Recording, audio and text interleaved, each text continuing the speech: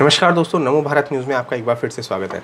दोस्तों, चाहे महाराणा प्रताप रहे हों या कोई भी राजा रहा हो, चाहे चंद्रशेखर आज़ाद हों या भगत सिंह रहे हों, किसी की भी बात कर लीजिए, हर देशभक्त को इसी देश के कुछ लोगों ने धोखा दिया है और ऐसे जयचंदों की जो है इस देश में कोई कमी नहीं है। आपको बता दूं कि भारत और चीन सेना के बीच हुई आपसी झड़प में भारत के 20 सैनिक वीरगति को प्राप्त हुए हैं। वहीं चीन ने भी कमांडिंग ऑफिसर समेत अपने 40 से ज़्यादा सैनिकों को खोया। इस बीच भारत सरकार लगातार तनाव को खत्म करने की कोशिशों में जुटी रही, लेकिन विपक्ष ने राष्ट्रीय सुरक्षा मामले पर केवल राजनीति ही खेली और चीन पर बिल्कुल मौन रही। ऐसा क्यों?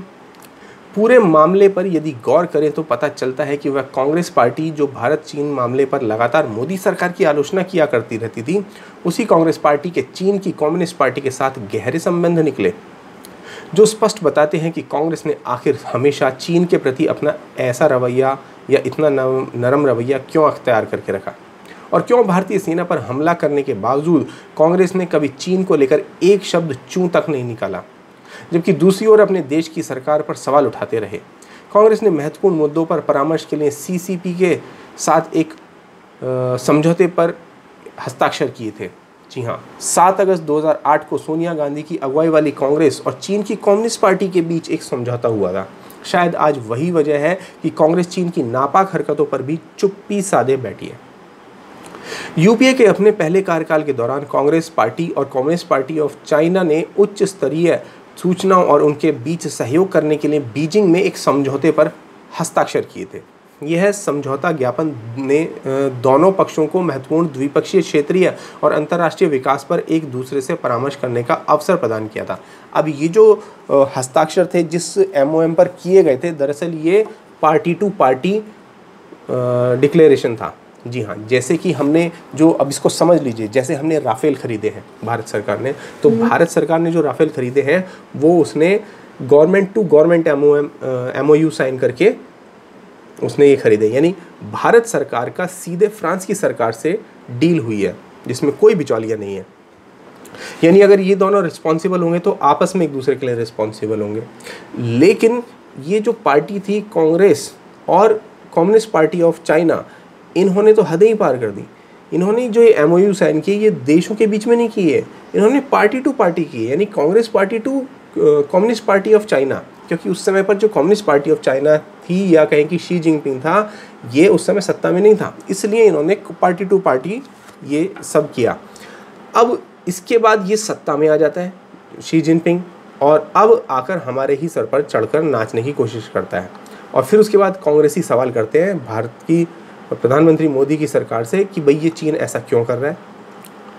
आपको बता दूं कि इस समझौता ज्ञापन ने दोनों पक्षों को महत्वपूर्ण द्विपक्षीय, क्षेत्रीय और अंतर्राष्ट्रीय विकास पर एक दूसरे से परामर्श करने का अवसर प्रदान किया। लेकिन गौर करने वाली बात यह है कि 2008 में सीपीसी और कांग्रेस के बीच समझौता ज्ञापन उस समय आया जब भारत में वामपंथी दलों ने कांग्रेस के नेतृत्व वाली यूपीए 1 सरकार में विश्वास की कमी व्यक्त की थी। सोचिए, यानी कम्युनिस्ट पार्टीज के ही जो लोग थे उन्होंने ही कांग्रेस की यूपीए 1 सरकार में जो है विश्वास मत को लेकर प्रश्न खड़ा कर दिया था। खास बात यह है कि इस समझौता ज्ञापन को तत्कालीन कांग्रेस पार्टी के मुख्य सचिव राहुल गांधी ने सोनिया गांधी की उपस्थिति में साइन किया था, जबकि चीन की ओर से इसे स्वयं वहां के वर्तमान प्रधानमंत्री शी जिनपिंग ने हस्ताक्षर किया था। समझिए, जो चीन में जो है उस समय पर जो प्रधानमंत्री था वो शी जिनपिंग था, राष्ट्रपति नहीं था, और जो सरकार होती है मेन वो राष्ट्रपति की होती है चीन में। उस समय शी जिनपिंग पार्टी के उपाध्यक्ष हुआ करते थे। इस समझौता ज्ञापन पर हस्ताक्षर करने से पहले सोनिया गांधी और राहुल गांधी की शी जिनपिंग के साथ आपसी हित के मुद्दों पर चर्चा करने के लिए लंबी बैठक हुई थी।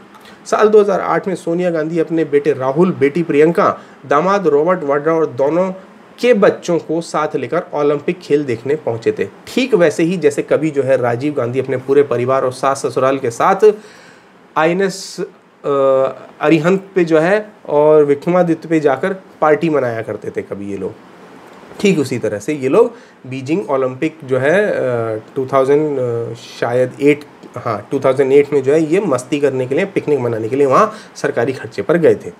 अब इसके अलावा उन्होंने और राहुल गांधी ने चीन में कांग्रेस पार्टी के प्रतिनिधि मंडल का नेतृत्व भी किया था। राहुल गांधी और चीन के संबंध बात सिर्फ इस समझौते ज्ञापन की नहीं है, राहुल के संबंध चीन के साथ कुछ समय पहले डोकलाम विवाद पर भी उजागर हुए थे, जब उन्होंने चीन के साथ एक नहीं 2 बार गुप्त बैठकें की थी।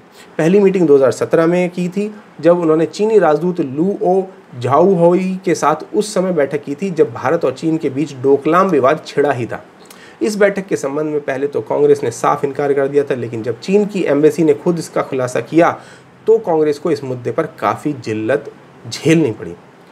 यह बैठक विशेष रूप से संदिग्ध इसलिए भी थी क्योंकि उस समय कांग्रेस पार्टी और राहुल गांधी चीन के साथ चल रहे सैन्य गतिरोध पर अपने रुख पर कायम रहते थे और भारत सरकार पर तीखे हमले करते थे। इसके बाद कैलाश मानसरोवर मामले पर चीन के नेताओं से हुई गुप्त बैठक के बारे में तो राहुल गांधी ने खुद ही खुलासा कर दिया था। राहुल उस समय पार्टी के राष्ट्रीय अध्यक्ष हुआ करते थे और जोश में ये बात कबूल गए। खैर, जिसके कारण उनका इस तरह चीन अधिकारियों व नेताओं से बैठक करने ने कई सवाल खड़े किए थे और देश में खूब फजीहत हुई थी।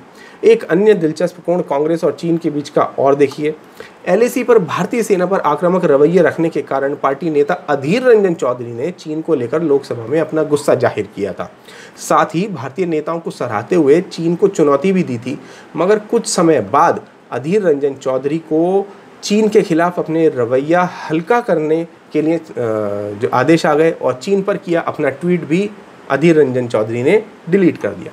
ये शायद इसलिए हुआ क्योंकि चीन के खिलाफ अपने नेता के बोल कांग्रेस पार्टी को ही नहीं पसंद आए, जिसके मद्देनजर राज्यसभा सदस्य और वरिष्ठ कांग्रेस नेता आनंद शर्मा ने सोशल मीडिया पर यह सफाई तक दे डाली थी। उन्होंने लिखा था कि भारतीय राष्ट्रीय कांग्रेस भारत और चीन के बीच विशेष रणनीतिक साझेदारी को मान्यता और महत्व देती है। दुनिया की 2 प्राचीन सभ्यताओं और बड़ी अर्थव्यवस्थाओं के रूप में दोनों देशों को 21वीं शताब्दी में एक महत्वपूर्ण योगदान देने के लिए नियत किया गया है। कांग्रेस नेता ने आगे सफाई में लिखा कि चीन के बारे में कांग्रेस के लोकसभा नेता अधीर रंजन चौधरी के विचार उनके अपने हैं और पार्टी की स्थिति को प्रतिबिंबित नहीं करते, जिसका मतलब साफ था कि अगर किसी ने गलती से कम्युनिस्ट पार्टी ऑफ चाइना के खिलाफ कुछ कह भी दिया था तो जो कांग्रेस है ये एकजुट होकर उसके खिलाफ ही खिलाफत कर देती थी। अब यहाँ मुद्दा इतने पे नहीं ख़त्म हुआ। इसके बाद अभी हाल ही क्या बल्कि कल ही कांग्रेस नेता राहुल गांधी ने यह बड़ा प्रश्न कर डाला कि आखिर भारत की सेना को निहत्थे चीन की सेना तक जाने के लिए किसने आदेश दिया और ऐसा कैसे कर दिया कि भारतीय सेना निहत्थे चीन तक पहुंच गई। अब इसका जवाब जो है संबित पात्रा ने जो दिया, उसके बाद कांग्रेस को डूब मरने के लिए इस देश में चुल्लू भर पानी नहीं मिल रहा है। जी हाँ, आपको बता दें संबित पात्रा ने जो जवाब दिया है उसमें उन्होंने खुद बताया कि 1998 में जब देवगौड़ा सरकार हुआ करती थी उस समय खुद इन्हीं की सरकार ने चीन के साथ कुछ MOU साइन किए जिसमें यह निश्चित किया गया कि LAC, जी हाँ, LAC के 2 किलोमीटर उधर और 2 किलोमीटर इधर कोई भी सैनिक जो है हथियार लेकर नहीं आएगा। अगर वे वार्ता के लिए चीन सीमा पर मिलते हैं तो वहाँ पर ये कोई भी हथियार लेकर नहीं आएंगे, बुलेट गोली नहीं चलेगी। इस बारे में ज्ञापन सौंपे गए थे। यानी कि भारतीय सेना इन्हीं के बनाए हुए नियमों को पालन करते हुए अपनी जान पर जोखिम लेकर चीन की सेना को यह देखने गई थी कि क्या वो हमारे देश की धरती को छोड़कर अभी तक गए हैं या नहीं, या अभी भी वहाँ डटे हुए हैं। और वही हुआ जिसका डर था। चीन ने धोखा दिया, पीठ में खंजर घोंपा और वो वहीं पर बैठे हुए थे। जिसके बाद जो कर्नल संतोष बाबू थे, उन्होंने जब चीन की सेना को ललकारा और कहा कि आप अभी तक यहाँ पर क्यों हो, तो उन्होंने उनकी पीठ में कील लगे हुए लोहे की रॉड और डंडों से हमला कर दिया। जब अपनी कंपनी के CEO को, कमांडिंग ऑफिसर को अगर कोई पिटता देखेगा या मरता देखेगा तो कोई भी कंपनी किस तरह से अपना आपा संभाल कर रख सकती थी। बस भारत ने भी अपना पुरजोर लगाया और चीनियों को मारना पीटना शुरू कर दिया। लेकिन क्योंकि भारतीय संख्या में कम थे तो बैकअप बुलाया गया, लेकिन वो भी इतना अधिक नहीं था कि चीन की 1000 की फ़ौज से लड़ सकते। लेकिन फिर भी भारतीय सेना ने दमखम दिखाया और चीन के लगभग 43 सैनिकों को मौत के घाट उतार दिया। मौत के घाट उतारना नहीं कहना चाहिए, इनको कहना चाहिए कुत्ते की मौत मार दिया। जी हाँ, इनको कुत्ते की मौत मारा। लेकिन इसी झड़प में भारत के बहुत सारे जो सैनिक थे वो झड़प के बीच लड़ते लड़ते अपने जो प्राण थे वो देश के ऊपर निछावर कर गए।